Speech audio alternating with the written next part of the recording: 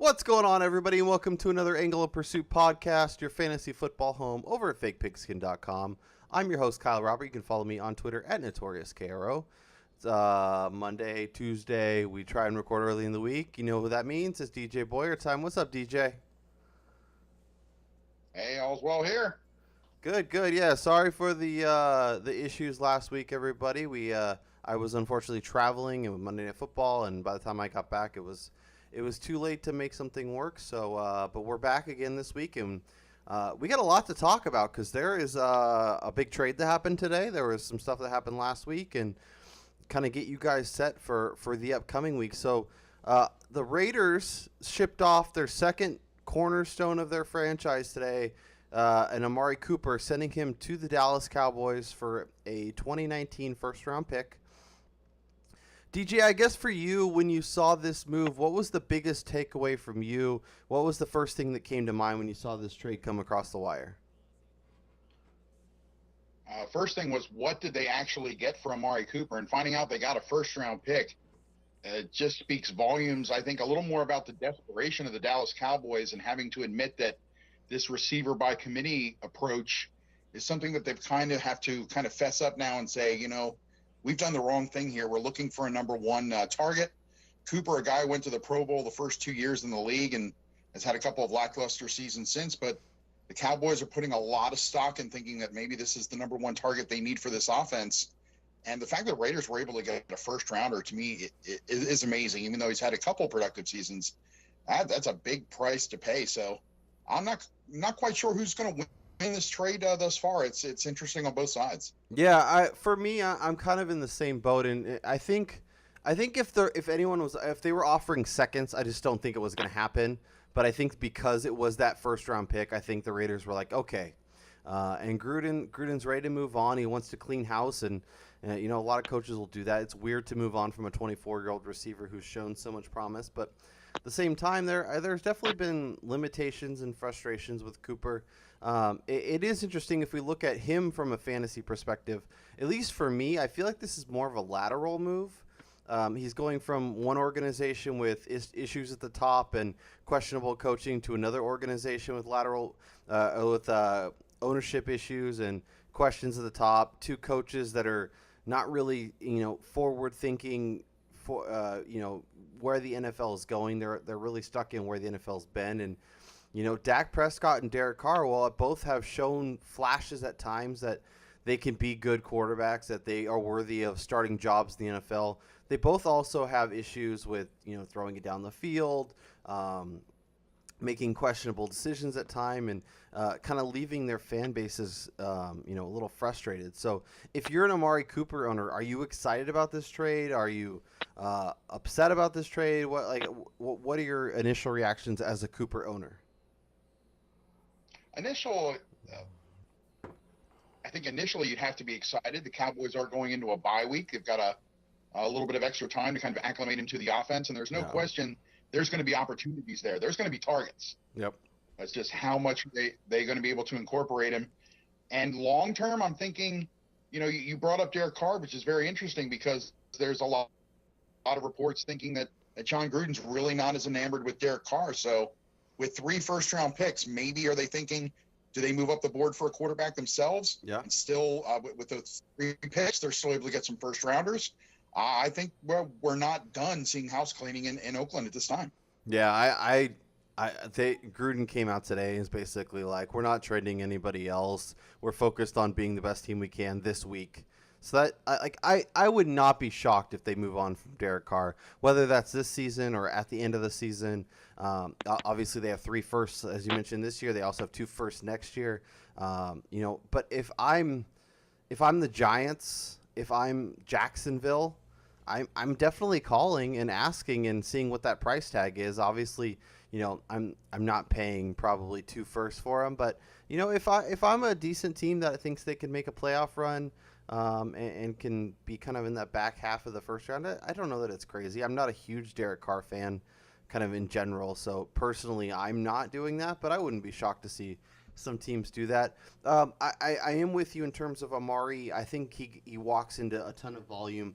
I think it's fantastic to have the bye week for him to kind of develop with Dak. I do want to see this offense open up in Dallas, though, because I feel like Dak has shown the ability to throw it down the field, but between Jason Garrett and the coaching staff, they just don't seem to trust him, especially when it's towards the end of the game, when it matters most. I want to see him open it up, and I think if they can throw it a little bit more, I think that helps Zeke so much more, who has really struggled to find footing on the ground this year. Yeah, and I think this also kind of signals to me maybe desperation on the coaching front. It might be kind of a last resort for Jason Garrett, that if this isn't something that's going to work, they find something gelling by the end of the season. I don't think we see Jason Garrett back in the fold. He's been at the helm for a long time there in Dallas, longer than we've, I think, seen anybody else under Jerry Jones. So this could be kind of the last hurrah for him. Yeah, I'd really like if Lincoln Riley is ready to make that jump. I think he would be a phenomenal fit there. Also, Cleveland obviously would make a lot of sense with him and Baker. But I'd love to see Dallas make a move, because I think the opportunity for fantasy production is definitely there. Like if you have Cooper and Dak and Zeke and Michael Gallup, and this team has some young pieces that with the right coaching staff in there, you could definitely make it interesting. Now let's talk about it from the Raiders' perspective. And obviously for Derek Carr, he loses, in the span of one season, lost Michael Crabtree in the offseason, lost Amari Cooper now. The Jordy's still there. Seth Roberts is there. Martavis Bryant's there. Jared Cook, who's been really reliable, is there. I guess is Derek Carr somebody we're even really considering, except for in the deepest of leagues, if we need a quarterback? Because the lack of weapons, the questionable play calling, it just, none of that excites me and makes me want to go, oh yeah, let's put him in my lineup. I would say you're 1,000% right on this one. Not only that, but just the fact that Kansas City just looks like they're running away with this division. So it really looks like there's, how much are the Raiders playing for 2018 by 2019 at this point? Yeah. You don't want to say they're kind of tanking, but they're kind of tanking. I think it's a long-term process. It's kind of a long-term process. Over under AJ McCarron starts, I'll set it at 0.5. You think we see AJ McCarron this year? Oh, absolutely. I think that's a no-brainer. Yeah, I think Derek Carr has a mystery injury come at least week 13, 14, something like that, and he's out for a while. Speaking of injuries, Marshawn Lynch is headed to the IR. Basically, he has to be out 8 weeks. The earliest we could see him is December 24th. I think all indications are that Marshawn Lynch has played his last game for the Silver and Black. We will not see him anymore this year. If you're, as we're going to talk waiver wire here in a little bit, but if you're looking at running back options, Jalen Richard, Doug Martin, is there a name that you're more interested in picking up in your leagues? I think Jalen Richard is probably the one, as well as if nobody made the move this week because it kind of happened middle of the week last week, Nick Chubb as well. I think that's something we're going to touch base about with Carlos Hyde trade. I think it shows a lot of, I'd say, confidence in Nick Chubb and what he's going to be able to do. So I think that's another name in case nobody in your league made the move for him this week before the deadline or a Thursday game. Yeah, and let's jump into that really quick because I think it's a very interesting trade. For me, this seemed like Hugh Jackson was being stubborn in the front office, kind of forced Carlos Hyde out so that the rookie would get in and get the touches. And his first game as a starter, 18 touches. I really thought we'd see a lot more Duke Johnson in this spot, and he really wasn't involved, especially he only got one carry, so I think it's Duke's time. And yeah, obviously if he's still floating around on your waiver wire, he's absolutely worth going and getting, or if you have somebody in your league you think you can pull off a trade and send him especially like an Adrian Peterson type. I think Nick Chubb's going to be a guy that can help you win leagues down the stretch. I guess if you're a Carlos Hyde owner, he's heading to Jacksonville, where we've seen running backs have success. For me, this says a lot about the health of Leonard Fournette, and I think there's serious concerns about his potential return. I know there was some rumblings that he may not be back till week 10, week 11. Yeldon's been kind of inconsistent. So if you're Carlos Hyde owner, obviously getting traded, kind of midweek didn't help his chances to play the Sunday, and he was inactive. But going forward, are you excited about Carlos Hyde in Jacksonville? Do you think there's potential for him to kind of get the similar volume that we saw while he was in with the Browns? I don't think out of the gate, I don't think that's going to be the case. I think maybe in the long run, but at the same time, there's still some gas in the tank. But to me, he's a little too much like a TJ Yeldon. I think that if anything, you kind of want to go with a different approach, maybe get a smaller kind of scat back there in Jacksonville. Even though TJ Yeldon's showing more of like a third down back, I'd say usefulness at the NFL level, he really doesn't have that smaller kind of scat back style. Someone who's going to be a threat to really turn it up and get big chunks of yards catching the ball out of the backfield. So yeah.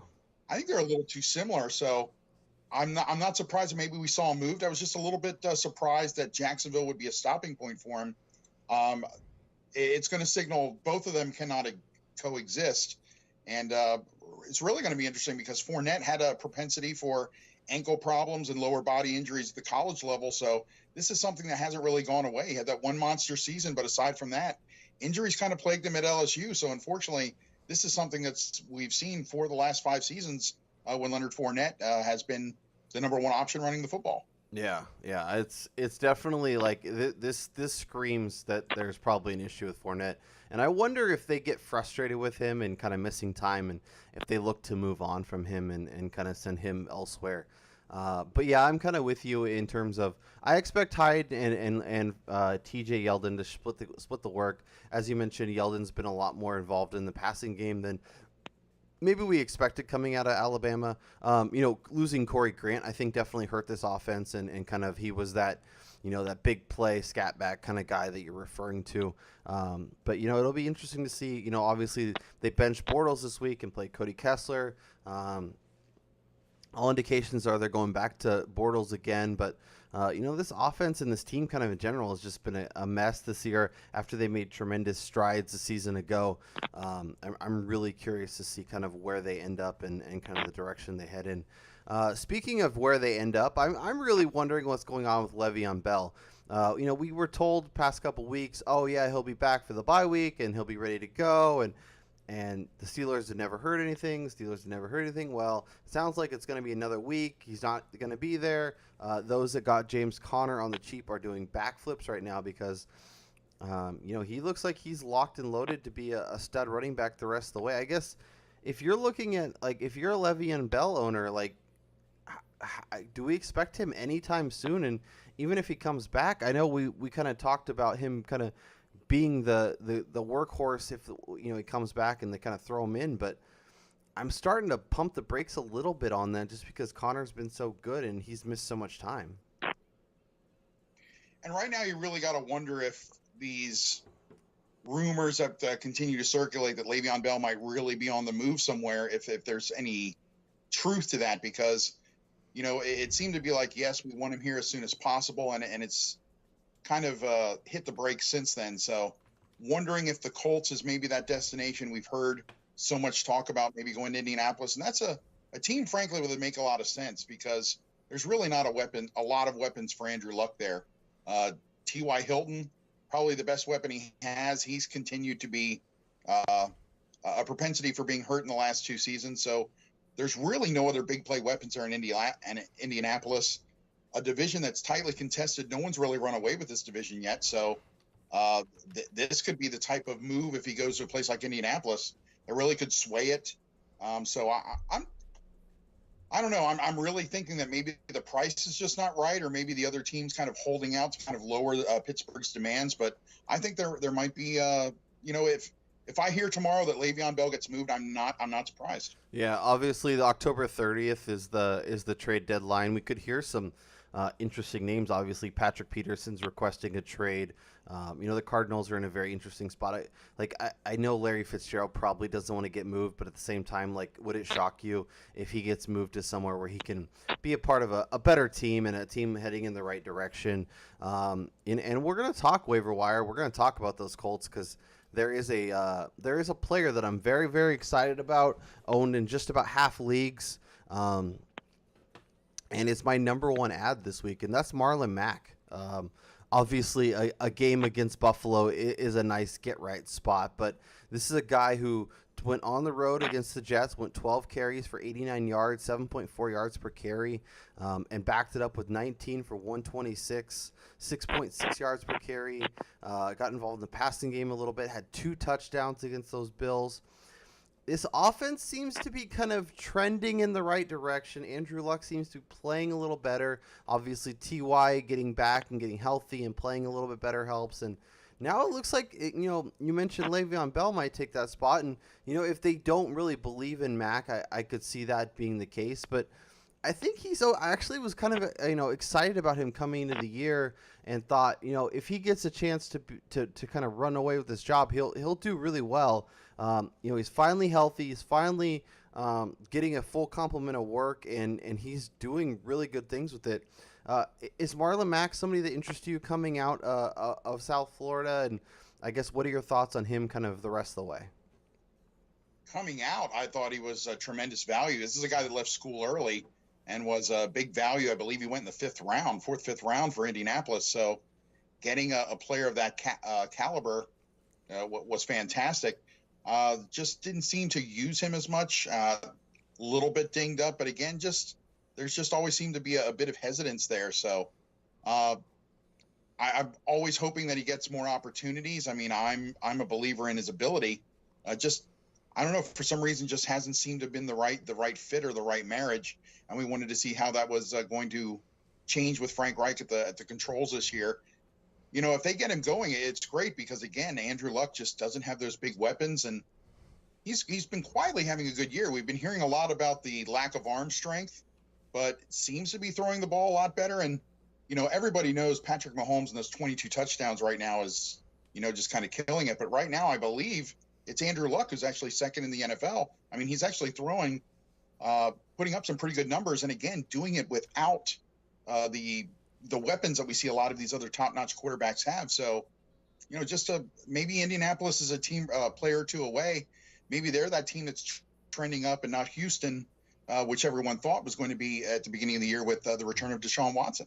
Yeah, and Deshaun Watson whole situations is definitely interesting. Obviously, if you did not hear, he had to take a bus to Jacksonville this week because he's dealing with a collapsed lung, and they were worried about the cabin pressure if he got in the team plane. So that's not great, and this is a team that's, I think, poorly coached. Would be really interesting is if the Colts could somehow work a deal with Arizona and land Patrick Peterson and Larry Fitzgerald. Imagine Larry Fitzgerald lining up opposite T.Y. Hilton with Andrew Luck as his quarterback. I think that would be a really fun scenario, and obviously playing indoors would be nice for Larry. And if you're an Andrew Luck owner and that happened, you'd be doing backflips.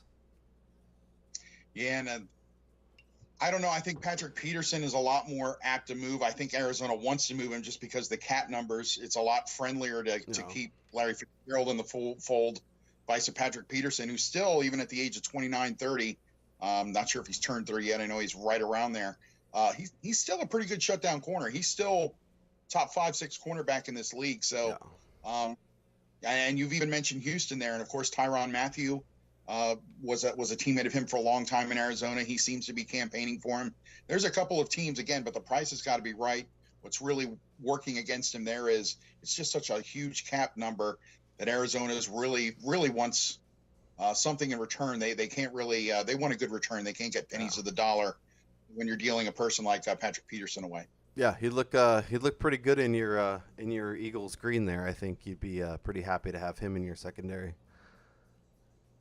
Yeah. Yes, I believe so.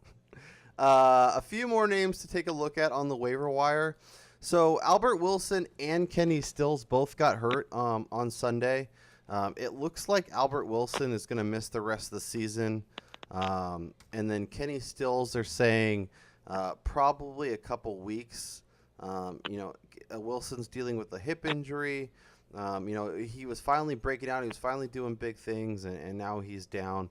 The Dolphins' offense is just so bizarre that their starting quarterback is Brock Osweiler. Their starting running back is Frank Gore.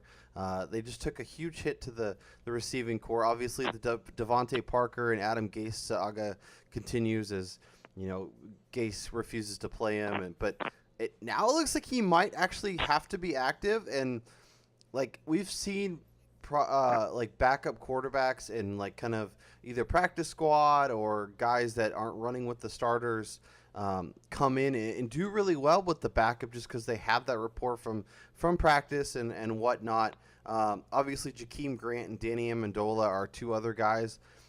Amendola and PPR would be a nice way to look with Stills and Albert Wilson out. But am I crazy to think Devante Parker might kind of reemerge, at least for a spot duty here for a couple weeks? I think right now the Dolphins really have no choice. Yeah. They're running out of able bodies to kind of get out there on the field, unless there's a lot more production from the tight end position. Get the running backs more involved in the passing game.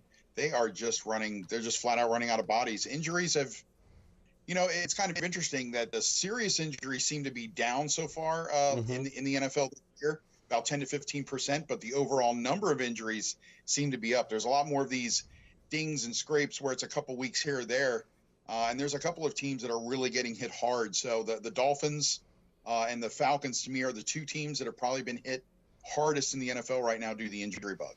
Yeah, especially, and obviously we're recording on Monday night, so the Falcons, it'll be interesting to see how Eli Manning and company do against that banged-up defense, because the opportunity is absolutely there. Whether Eli Manning can stay on his feet and able enough to do it, we'll see. But I'm definitely excited to kind of watch that game play out. I want to pick your brain about Tyrell Williams, because obviously Phillip Rivers loves taking deep shots with him, and in the last 2 weeks, both games, 118 yards, 3 touchdowns, 2 against the Browns, 1 against the Titans. He's definitely been a big play guy, but only received 4 targets the last 2 weeks. That's a little concerning for someone that you're potentially putting in your lineup. Do you think he's worth taking that gamble in terms of having that big play ability? Obviously, Rivers is looking his way, so he's learning to trust him. But a handful of targets one way, and you really need that long play for a touchdown for him to be worth getting in your lineup. It feels a little risky. Is it a risk you're willing to take? I would not. I think it's tremendously risky. I think he's made the most of his limited opportunities right now. Mm-hmm. It's looked good on paper, but when you really break it down, and he's still not on the field as much as you'd not on the field as much as you'd like a player of his caliber if you're looking at taking him. So it's the other Williams that everyone's really waiting for, and Mike Williams still gets a lot of the looks just due to his size and frame alone in the red zone. So I think it's very, very risky. And I think actually a safer play has been Austin Eckler, if you were able to get him in some deeper leagues. And what we've seen out of Melvin Gordon, that was another kind of maybe last minute thing that people thought that would just kind of shake off, because Melvin Gordon has been very successful. But Eckler's made the most of his opportunities too. So you really got to like what's going on with the Chargers. They're getting a lot of production out of some second, third tier players, but I still think it's very risky from a fantasy standpoint, because it feels kind of like Cinderella, and that slipper's coming off at some point. Yeah, I know. I'm with you there. I do want to throw out Raheem Mostert is a guy that probably nobody knew about coming into the season. But this is a guy that's getting work, and obviously, Breida's missed time. Alfred Morris is just not playing. But he had 12 carries for 87 yards against the Packers, and he only had 7 carries, but 59 yards, 8.4 yards per carry. Also caught 4 balls for almost 20 yards. Running back has been a big problem for a lot of teams. Obviously, a barrage of bye weeks coming. You could do a lot worse than looking at Raheem Mostert. You could, and he might be a little bit safer, or just to kind of have in your back pocket because he's not the first guy that jumps out at you. Again, Right. even here, he's a good option, but he's not the first guy we're talking about. He's always kind of someone's like, yeah, if plan A or B falls through, I've got C to go to because nobody really knows about him. But Yeah. You'd be hard pressed to find anyone who would say anything negative about him. Just glowing. All the coaches, anyone that seems to work with him, just glows about his effort, his work ethic, and how quickly he's able to pick up in-game situations. So that's not a bad call at all because he just seems to make the most of his opportunities. I think his day's coming. I don't know if it's right around the corner, but at some point, I think he's going to really make a big impact. And if it's not here, it'll be with another team. The guy's too good not to stick somewhere. Yeah, and this is a Niners team that's obviously dealing with a lot of injuries, kind of playing for next year already. So I think they'll give him a legit shot to see what he's got and see if he's somebody that can help them going forward. Ito Smith is another guy that I think is really interesting, obviously with Devonta Freeman missing time. I'm really curious to see how he plays and kind of how the snap share is because Tevin Coleman's been really letting me down the past couple weeks. I expected him to kind of really step in and really play well, and he's been so underwhelming that if Ito Smith proves himself, he could be a guy that kind of steps in and takes some serious snaps. Yeah, I think, and I really think that's been more in response to there's been a lot of talk about maybe Tevin Coleman ends up somewhere. Yeah. There was a lot of talk about Philadelphia a few weeks ago being very interested in Le'Veon Bell. What I've got is that Tevin Coleman's kind of been on the radar there just because, Philadelphia really kind of lacks that big pass catching option out of the backfield, bringing back Darren Sproles one more year. That was really supposed to be his gig, but the hamstring hasn't held up for him. So I don't know if this is as much as the Falcons really believe in Ito Smith or the fact that they think that Tevin Coleman's going to be gone. They can't keep him and Freeman in the fold forever. And I think maybe he's kind of auditioning to be that number 2 back because I think Coleman is another guy that we could see getting moved relatively soon. Yeah, and I think Tevin Coleman, especially with the Falcons heading in the wrong direction and it looking like he's not going to be a part of the team kind of going forward, I wouldn't be shocked if he gets moved. I think Philadelphia definitely makes a lot of sense. And, if the Eagles are like, yeah, this could not only is this a guy who can help us this year, but, we're actually interested in keeping him long term. It's a good to get him in, get him see how he fits with your scheme and a low risk and high reward type audition. And then if I like Philadelphia, I like the coaches, I like playing with Carson Wentz, all of a sudden you got an upper hand in being the team that signs him in free agency. And with JJ, as much as I love him, just kind of dealing with injuries, it might be a good time to kind of look at other options. If you need a tight end this week and maybe in the short term, I think CJ Uzomah is definitely worth a look. Obviously, not a ton of targets this week, but did catch a touchdown in a game that was a real mess. But the week before, he caught 6 passes for 54 yards, got a lot of work. And this week, he faces the Tampa Bay Bucks, who have allowed 112, 86, 71, and 52 yards over the last 4 weeks. And each tight end who has faced them has scored a touchdown. So if you need, a bye week fill-in, if you need a tight end to stream this week, I think it's a great way to look. And obviously, as bad as the Bengals looked, they're still a good offense. With still Andy Dalton's played much better, and I still like him, as a guy who can help you over the next couple weeks. Oh, absolutely. And another name, I'll kind of go back to Philadelphia here because, Zach Ertz was a player who was leading in receptions going into this week. I still believe he's leading the NFC. Yeah. And even though he's not getting a ton of targets, but Dallas Goedert's being phased in more and more. And with Carson Wentz really settling in, he's looked pretty good in his return. I don't know if there's a quarterback in the NFL that throws more to the tight end and really leans on more than one option. It was that way with Trey Burton when he was actually playing with Ertz last year. Goddard gets another touchdown this week. So I don't think he gets the number of targets, but he seems to be getting at least 1 or 2 looks in the red zone just about every week. So it could be a guy that maybe only gets 3-4 catches a week, but the probability of getting a touchdown seems pretty high, and they're working him in more and more, their second-round pick this past year. Yeah, I think if you don't have Kelsey or you don't have Zach Ertz, I think the tight end's been kind of a struggle this year. and you really just want somebody who has a high probability of catching a touchdown.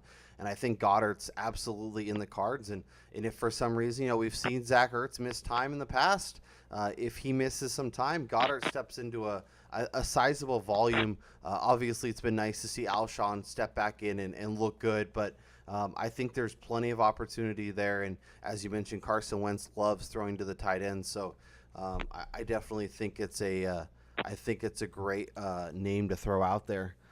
Okay, so as we head into week 8, is there anything you're looking for? Any storylines? Any games you're really excited about? Anything that has you kind of chomping at the bit for the weekend? For the upcoming weekend, I'm still just interested in seeing the Rams and as well as Patrick Mahomes. Right now, it's just I'd really say it's just those offenses that are really catching everybody by, storm right now, and the fact that they're performing so well. 22 touchdown passes for Mahomes, and it's not just the same people. I mean, he's spreading the ball around a little bit. We're seeing Kareem Hunt I think produce as much out of the backfield catching the ball as he is running it. So I really think you got to like the long-term prognosis there as well. And, we haven't talked a lot about Josh Gordon, but he seems to be getting more and more involved with the Patriots. And it wasn't too long ago. Oh, they're 1-2. This is it. It's finally the year. And, they haven't lost since. Yeah. It feels like that was a little conversation we had where we're like, everybody was ready to write them off. And no, the New England Patriots are, if they're one thing, if not consistent. And obviously their defense hasn't been great, but offensively they've been great. 4 catches, 100 yards this week. I'm with you. He's kind of gaining a little more steam, gaining a trust of Tom Brady. And, especially it was interesting to see without Gronk this week, he kind of flourished in kind of that extra potential role and kind of being able to do some stuff. So, I think that's a great name. Obviously, I'm excited for Saints Vikings. I think that'll be a hell of a game on Sunday night. And we're fastly approaching Chiefs and Rams here in about 3 weeks. That has me just. I hope both these teams stay healthy. And I'm really curious to see what Vegas sets the over under at, because it has to be like 80, 90 points. Yeah, and even a game like the Jets and the Bears. We're talking about Sam Darnold, who he took his lumps a little bit this week, but overall, I still think you got to be happy with what he's shown. The Jets have been, again, even last year when they were 6-10, they were competitive most of the season. Mm-hmm. I really like what Todd Bowles has kind of done overall, and Mitch Trubisky, of course, his completion percentage is way up. The Bears are a team that have been very, very good this year, and they're actually challenging for their division. So I think you've got 2 very young quarterbacks right there that, another win for either program, it's really a step in the right direction. I think Baltimore and Carolina is another big game too, because Baltimore with that heartbreaking loss, Justin Tucker, a guy who never misses, and Carolina, who comes back from being down 17-0 in the fourth, they're now 4-2. They get another win there at home, 5-2. Carolina's looking really good and just waiting for a New Orleans misstep, while the Ravens have arguably maybe had the best defense, most consistent defense in football this year. So that's a pretty good matchup to me, that Raven defense against Cam Newton, the physicality they show, and Cam Newton being that physical runner. I think that's a underrated game that could be very, very good as well. Yeah, no, I'm 100% with you there, and it was really, I was impressed with the Ravens. They were able to do it for about 3.5 quarters, but eventually Drew Brees, Alvin Kamara, Michael Thomas, it was just too much, and they were able to mount that comeback and put up enough points to win that game. And as you mentioned, Justin Tucker had made 222 straight extra points, and it was the first one. And his face was it was priceless. It's obviously making the rounds all over the internet today. All right, DJ, this was awesome. Obviously, good to get back and talk some football. Enjoy the Monday Night Football game tonight. Obviously, looking forward to Week 8 this weekend, and we'll be back next week to recap the whole thing. But for DJ Boyer, I'm Kyle Robert, and we'll talk to you guys next time. See you later, guys.